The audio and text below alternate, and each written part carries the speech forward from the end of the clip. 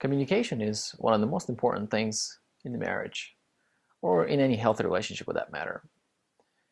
When we started dating, we spent a lot of time talking on the phone.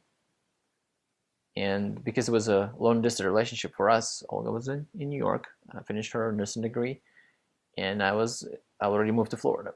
So we've spent a lot of time on the phone, and we talked for hours. Both of our families knew that we liked each other just because we talked on the phone so much. We were talking on the phone whenever, we had any free time. And I think that when anybody is dating, that's one of the first signs that you really like someone or that you love someone is when you can talk to them about anything, where you feel so connected and so close to that person that you can talk for hours and you can talk about the deepest things and about just everyday life with them. When we're dating, we're so fascinated by the other person. We want to know everything about them. We want to know what they like to eat, what their childhood was like, what their dreams are for the future. We just like everything about that person. But when we get married, we also want to keep learning about this person that is now our spouse because that's how we stay connected and Mhm. close to each other. When we stop talking, that's when we start drifting apart. That's correct. So what happens later on in life? Well, we start to get a little bit more busier. We take on more responsibilities at work. We do some extra projects in church. Maybe it's a hobby that takes a lot of our time. And now we really have to look for time to communicate and talk to each other. Um, Especially when we have kids. right, because there's not a lot of free time when there's not a lot of noise in the background. So after a while, we start drifting apart, and we feel like we're kind of disconnected. It's not like we had a fight or something, but we just don't feel as connected because we think that hey, we know each other pretty well. We kind of know everything about each other. So at this point, there's not a lot new to talk about, and we start drifting apart. So as the life goes on, and we hear people say, "Hey, we're not the same people as when we get married," and that's right. We are not the same people. We have a lot of things changed in our life, and at this point, if we don't make a point to communicate, uh, we can say, "Hey, there's not a lot of new going on in our lives that we need to talk about." Um, Or we don't have anything else in common anymore. yep, and that's how we drift apart. It's so interesting to me that when we watch a movie or we're reading a book and we see somebody having a misunderstanding, we're sitting there watching from the sidelines and we're like, "Oh, you should just talk. And if you would just know why this person did this, then, all of this heartache would be avoided." And Mm-hmm. it's easy to see that from the side, but it's hard to see that when it's us. Mm-hmm. And we don't want to be that, drama in that on that TV movie or a show where people don't talk and they, don't explain themselves, and then they go by, like, years go by and they finally find out what the reason was behind whatever it was that they were, had a conflict about. And then they're like, "Oh, now I understand. Now we love each other," or "Now we can finally put this behind us." But years went by, Yep. or that person died or something, as horrible as that. Let's not have that happen in our marriages. Let's resolve those conflicts and misunderstandings. And like I said, many of them can be avoided altogether if we just talk to each other. I heard this really awesome story on Focus on the Family once about this woman who shared a situation in her marriage. Well, this couple, they were a young couple, they were having their first baby. And she was just about to give birth, and they decided that they were going to go on one last special date before they had their baby. So both of them were so excited about this date. They made a reservation to a really special restaurant, and they were both getting ready for it. They talked about it for a long time, and that day finally came. The wife was getting ready. She put on her makeup, wore a special outfit, and she's waiting for her husband to come home so they could go to the reservation and enjoy their wonderful date. Mm-hmm. Well, her husband was late from work. They missed their reservation, and that was the last chance they had to go on their special date before the baby came. So the whole thing just fell apart. Mm-hmm. Well, I'm telling you, if that was me, I'm sure I would have been so mad. And I would probably have, told my husband exactly what I felt and spewed out all of my feelings on him at that moment. But I loved how she handled the situation. Instead of getting mad at him, which she was, but she went to her husband and she said, "Honey, I know that you were looking forward to this date as much as I was. Please tell me what happened." Mm-hmm. It's so simple. She just asked him what happened. And when he shared what really happened, she understood. What happened was that he had heard talk in his company of them laying off some people. Here he is, a young guy who just recently started in that company. He has a new baby coming. He That's like the worst situation he could be in, to lose a job, at this moment when his wife is about to have a baby. So, he's getting ready for this date, but all of a sudden, right before he's about to leave to go home, this big client shows up. His boss is right there, and it's kind of like expected of him to stay and take care of this client. So he knows that if he leaves, it's going to put him in a bad light in front of his boss. And he's scared to get laid off, so he stayed.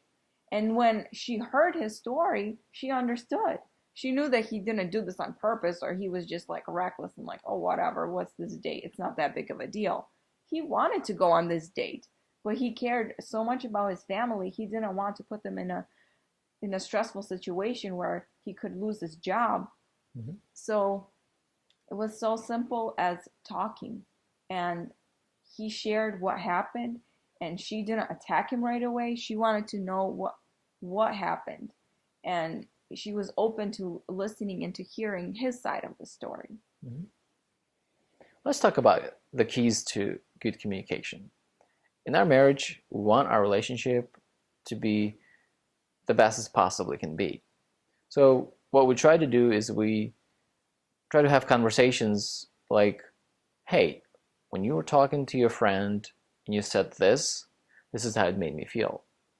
It made me feel disrespected, hurt. But let's say when you sent me that text message the other day, right in the middle of the day, and it made me feel like, hey, you think about me, you love me, and I sure do. yes, and that's how it made me feel. As a married couple, we want to stay connected to each other. We want to share everything in our life with each other. So that's another key to good communication in marriage, is to talk about everything to each other, share everything. And when we talk about our dreams, our fears, about work, and I know that's kind of a controversial thing. Some people say you shouldn't talk to your spouse about work, but I think you should. Sergi spends at least 40 hours a week at work. If I don't know anything about it, how will I understand him? I won't understand when he's really stressed out, when there's a lot going on at work, and I won't understand when he feels great about something. It's like, okay, whatever, that's not a big deal. But if I do know about his job, then I'm happy for him. So I think it is important to listen to our spouse, and for us to share that part of our life with our spouse, because you're saying, you matter to me. Everything about your life matters to me, and it is important to me because it's important to you. Mm-hmm. A cool tip that I'd like to share with you is to save the good stuff for your spouse. For example, if something interesting happened at work, or you heard something funny, or you read something interesting, don't share it with the first person you see. Save it and share it with your spouse first. Then share it with other people.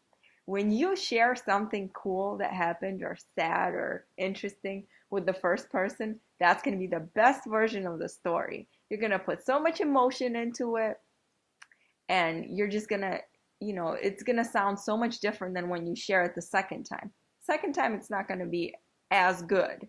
So save the good stuff for your spouse because they'll get the best part of the story. It's so beautiful that we get to share the deepest part of ourselves with a person that we're spending the rest of our life with. And they get to see a part of us that no one else does. And they get us like no one else does. And it's not something that comes from one date night. You're not going to sit there and just pour out everything that you have out on this person. No, it comes from a lifetime of talking, like many afternoons of sharing, talking over dinner, talking on the phone, talking in the car. And it just comes from talking and sharing and being open and vulnerable with each other. Listening is a very important part of a good conversation. As a matter of fact, it's even more important than talking. The Bible says that everyone should be quick to listen, slow to speak, and slow to become angry. So when you have a good conversation, be an active listener. Don't just think of, this is what I'm going to say next as soon as she's done or he's done talking. That's not good listening. Or you think you know exactly what they think, or you think you know what they're going to say next. So I wouldn't even have to listen. I know what you're going to say, so therefore I'm already thinking what I'm going to say next. Mm-hmm. As an active listener, a good thing to say is, so what I heard you say is, and repeat what the other person said. In your own words. Correct. So that way you really show that person that you've actually heard what they said. The last key to nurturing a good communication in your marriage is to actually take the time to communicate. It seems like a given and kind of silly to even say this, but it's so important. Like Sergi was saying earlier, life gets in the way. We get so busy.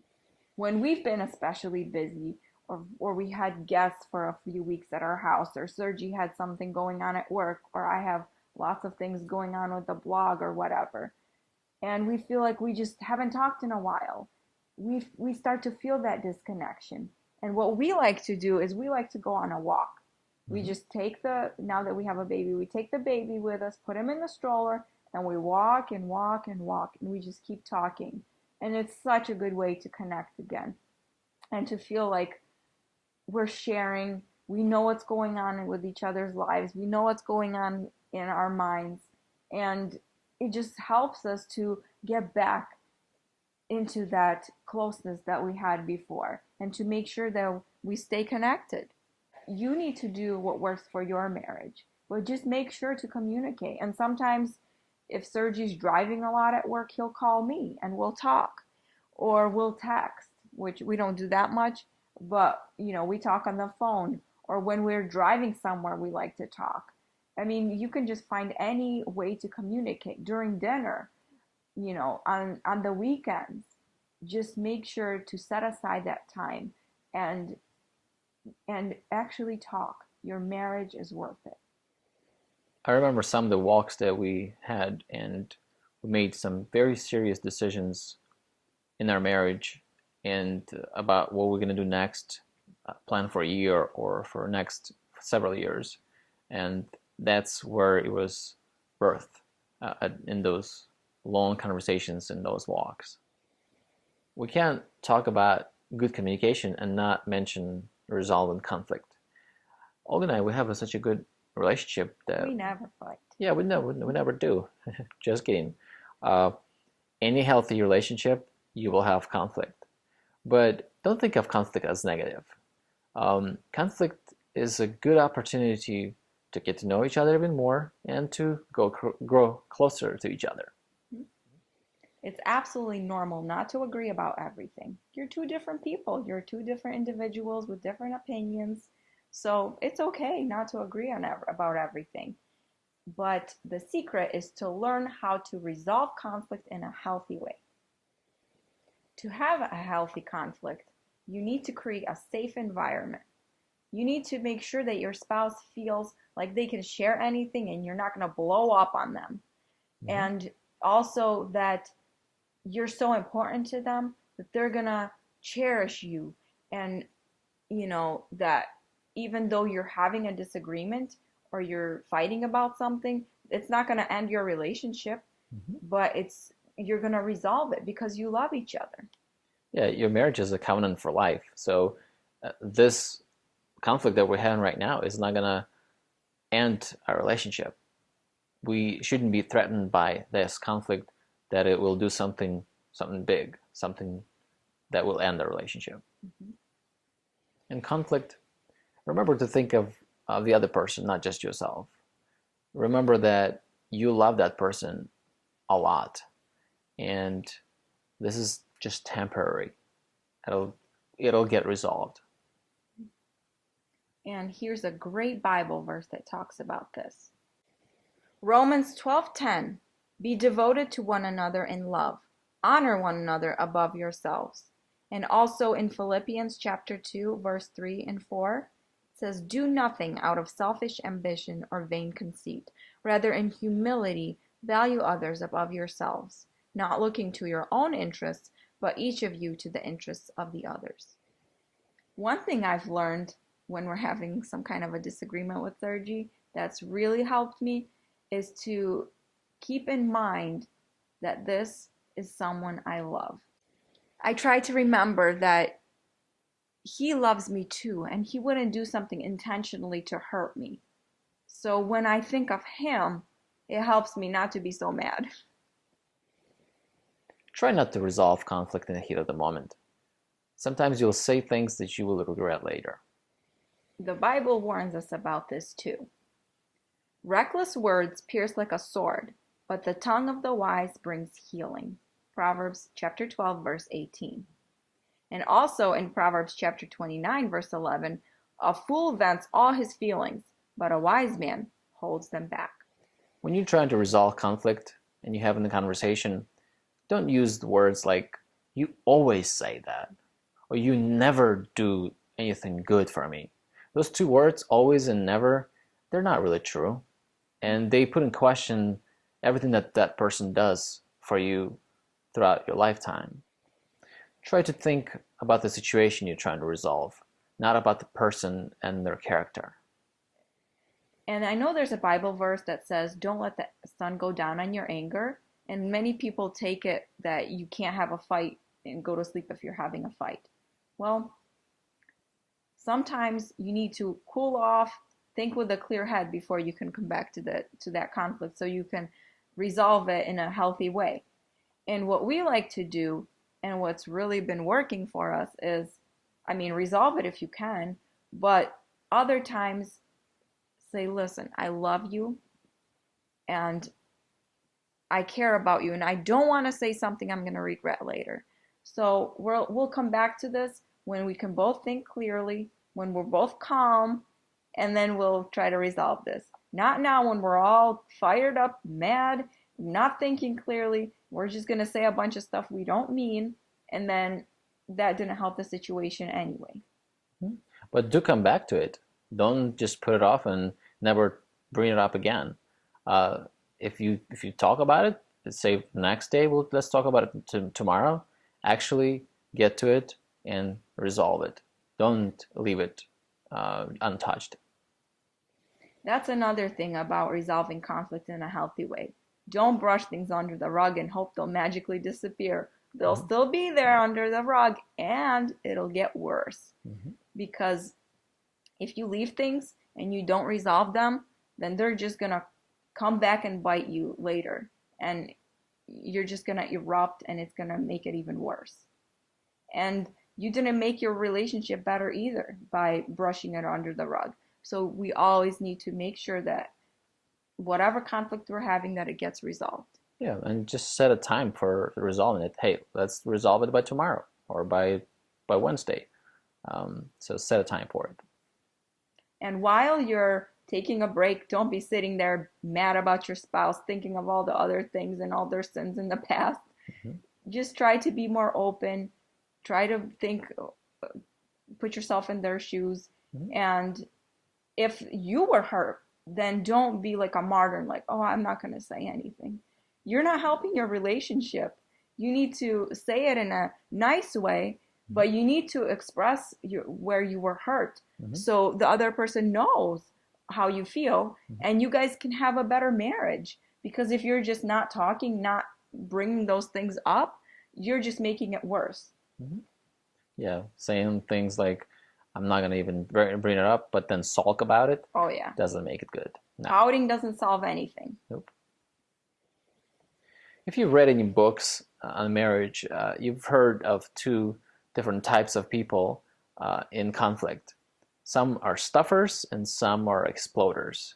Exploders, they just let it all out and let them have it. And stuffers, they clam up and they start talking. They feel like they need to protect themselves by, if I'm not gonna say anything, then it'll just magically go away. I really like the way that Greg Smalley explains this concept in his book called Fight Your Way to a Better Marriage. And I would really recommend everybody to read it. It's a phenomenal book about how healthy conflict can take you to deeper levels of intimacy. And the way he explains it is that we have this response when we are trying to protect ourselves from being hurt, just like animals when they have that fight or flight reaction when they're scared, and when they're trying to protect themselves. Like a bear will try to attack you, so that he has like that fight reaction, whereas like a deer will run away. And same with people, we either want to fight or we want to run away. And you would think that the fighter is more engaged in the conflict because they're fighting, but not really. The flighter is just as engaged, and they're fighting in their own way by shutting down and not responding, escaping from the situation. And both of these types of people send a message to their spouse. The fighter sends a message that you're not safe with me, and if you say something to me, I'm just going to explode and let you have it. But the stuffer, or the person that, clams up, they also send a message to their spouse by saying, I'm just disengaging from any important interaction with you, and you're not important enough to me to resolve this conflict. Think of your last conflict and try to remember what triggered it in the first place. A lot of times there's things that push our buttons and cause us to react, and we have a conflict, or we're in a fight about something. A lot of times it's something like, maybe you're stressed, you're overwhelmed, you're sick, or you're tired, or you're hungry, the kids are acting out. There's so many things that happen that stress us out and that cause us to react in a certain way. So watch out for those reasons. If you're tired, know that, hey, talk to your wife and tell her, hey, I just need a nap. Yep. And I'll feel a lot better. If you're hungry, try not to act irrational. Get some food. Feel better. The expression hangry is there for a reason. Anyway, no matter what it is, it doesn't give us an excuse to be like, well, you pushed my buttons, now deal with it. It gives us an opportunity to watch out for the things that cause us to be stressed, and to, take control of ourselves. That's correct. So remember, you're one team. And if you have conflict in your marriage, that means that you're having a healthy relationship. And by the way you resolve it, makes you who you are. There's no one closer to you than your spouse. You love this person so much, you married them. You committed to be with them for the rest of your life. So take the time to be connected, to always know them, because as time goes by, the years go by, they change, you change. Grow together, don't grow apart. And you can do that by communicating, taking time for each other, investing in your marriage, resolving conflict in a healthy way, and always making sure that you are your first priority, your marriage. Your spouse is the closest person to you in your life. So cherish that relationship and remember, they're God's gift into your life.